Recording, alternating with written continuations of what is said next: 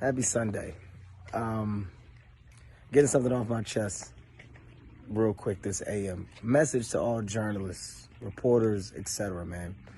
You guys control the narrative. So I feel like you guys have a job to do about pushing the correct narrative. And right now I'm watching that narrative slowly change into the rioting, into the looting. But we're not talking about the reason. We're not talking about why we're witnessing what we're witnessing. There's a reason. And I don't want to lose sight of that reason. That reason is because another man died at the hands of a police officer. George Floyd, rest in peace, as we know, was killed by a cop. It was another senseless death. When I say another, that's because we got several that we can talk about. Several that we can talk about. That's the reason. So within the narrative, when you know that people are looking for justice, when you know that people are looking for this to stop, when you know that we're looking for a correction, your job should be pushing that as well. The media, you should be pushing that there needs to be a change as well. You should be pushing. It's not just the people that are protesting. You know why they're protesting. You know why people are enraged. You know why they're angry. So as the media, you should be on the side of angry people. You should be on the side of the solution and not the problem. We've seen a narrative change before. It happened the same thing with Colin Kaepernick. He started off kneeling and it was for social injustice, and that quickly got changed. The narrative quickly got changed and it became disrespecting of the American flag, not respecting the country, not respecting the soldiers. That's not what it started off as. He wanted to bring awareness to social injustice, plain and simple. And it got changed. It got switched, maneuvered all over the place. And before we knew it, who knew? Who knew what it was? Because the definition changed so many times because the media controls the narrative. If you're going to control the narrative, then be a part of the solution. Within a solution is defined for change, and that change is justice. That officer was only charged with third degree. It should be first degree murder. The other officers there still have yet to be charged. They should be charged. That's bringing justice. That's making people feel like something is going to change.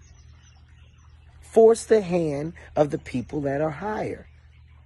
Everybody's conversation should be about the change. We can't keep just saying equality. We have to take action and steps in going in that direction. Control the narrative correctly. Control it correctly. Make sure people know what the anger and frustration is about, and make sure that you're on the side of wanting to see justice. Charge the other officers. Make sure that first officer, make sure he gets the goddamn book. Whatever it may be, push that narrative. Don't change the narrative to just looting and rioting.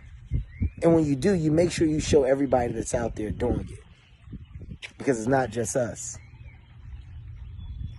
Control the narrative.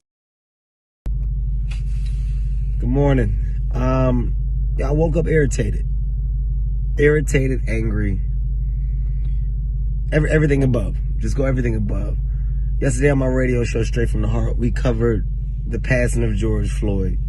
And, just discussed where we are as a world, man. And the term white privilege, it's real. If you don't understand the definition, if you don't understand the use of it, then you're fucking blind. You're blind, and you're choosing to ignore our now reality. I'm just gonna back up. I'm gonna back up to the white woman that was in Central Park that had the dog, called the cops on the black man, and her threat was, I'm going to tell them that there's a angry African-American man threatening me. And that was her threat. Her threat was to just say that there's an African-American man because there's consequences that come with being an African-American man, which is just being an African-American man. That was her threat. That was her threat, and that's what she was using. In today's time, that's what's known. It's known that I can bring harm your way by just telling someone that you're black.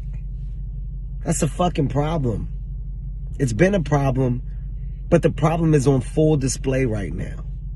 It's on full display. And then George Floyd's death is another pure display of hatred, racism at the highest level.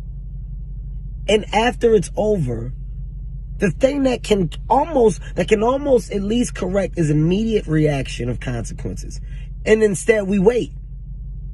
We wait. As a system, you're flawed. You're not only flawed, you're wrong on every level. And the only way to make anything better is to fucking fix a broken system. There needs to be immediate consequences. That man needs to be thrown in jail for life. Not in weeks, now. If it was a black man, we know he would be in jail now. And by we, I'm talking about everybody. We as people know he would be in jail. There needs to be consequences brought to the other officers that were on hand, because you got a duty to do. Your job is to save lives, not take them. That's your job. When you get called to a scene, the last thing you want to do is take a life. You're trained to try and save lives. That's what your job is. So when you're taking them and you're amongst a group of people that witness it, then you're all guilty. Point blank. You're all guilty. And the only people that seem to be falling victim to these type of consequences are people of color. People of color are the ones that are falling victim to our quote unquote accidents. It's not accidents, man. It's not accidents. It's fucking senseless. Fix the system as a fucking city, state. Fix your flawed fucking systems. Cops need to be held accountable. Jail, life. You take a life, give your life. Life. If you were on hand and you didn't stop that senseless murder from happening, you get time too. That's what a law should say. So every cop now has a severe consequence to their actions. Hold people fucking accountable. Be accountable. As a city and state, you're accountable. He should be in fucking jail now. The fact that he's at his home, some home, whatever home, it's ridiculous. How? So don't sit up here and look and judge now. When you got a culture of people that are expressing themselves in anger and rage. At some point you get fed up. At some point, enough is enough. Show that you give a shit and fucking take action. What to do, people? I am proud to say that we are 2 days away from the release of my Audible original, The Decision. Once again, 2 days away. Guys, listen to me when I tell you that this book is for you. It is an audio book for you. This is information that is valuable, that is useful. That's the one thing that we don't share as people. Information. We keep that shit a secret. That is the key to success. Information. The ability to know and understand. That's the fucking key. People are selfish with information. I'm not going to be selfish with mine, which is why I'm giving it to you guys. The Decision, it's all about becoming the best version of yourself, understanding you and being the best you. That's right. Ultimately, until you confront you and deal with your flaws, your imperfections, then you can't get better or be better. In this audio book, I give you that plus more. Personable, funny, real, drop-in gems, transparency, authentic. It's what it's supposed to be, and that's fucking good. Click the link in my bio. Pre-order yours ASAP. More importantly, on the 21st, it drops. It's time for mental fitness. That's right, mental fitness. I'm going to get you guys in shape, man. It's not to say live like this and do what I do, but it's to inform you, give you a look through a different lens. I'm excited.